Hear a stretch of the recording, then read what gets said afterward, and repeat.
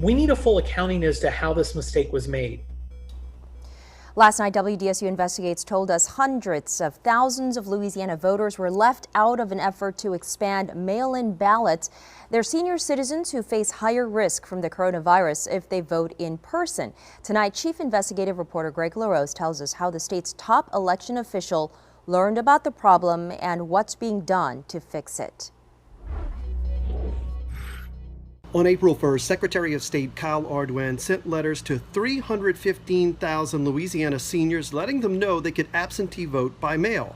The problem is, those letters should have gone to another 300,000 voters. It was a human error. I'm appreciative of us catching it and moving forward to quickly expedite letters to those additional people that can participate in this program. Ardoin learned about the problem when WDSU Investigates brought it to his attention Monday. We've heard from several voters who know about the letters but haven't gotten their own. I'm no mathematician, but I said, we have a problem with these numbers. The Secretary of State says his IT staff was supposed to filter a list of Louisiana voters 65 and older and remove anyone who's already voting by mail.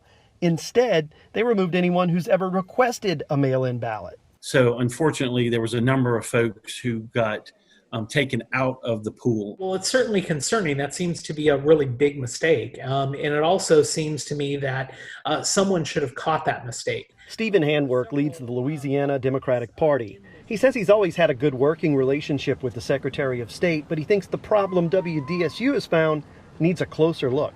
I understand what they're telling us, but I think that I need somebody else to independently verify that. Ardoin is a Republican, and he says there was no effort to exclude Democrats from his campaign to expand mail-in voting.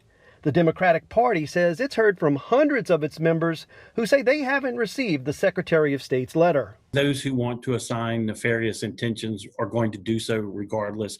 But those that are listening to me and who are willing to hear the truth will recognize the truth. My concern here is that there seems to be something else going on, and we really need a full accounting as to who actually did get included in the mailing and who did not.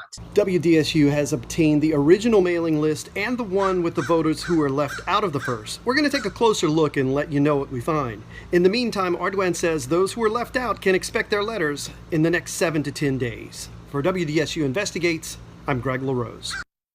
Greg, thanks. And voters who want to sign up for mail-in absentee voting don't have to wait for the Secretary of State's letter. They can call their local registrar of voters, or they can use the website govote.com. That's GEAUX vote.com.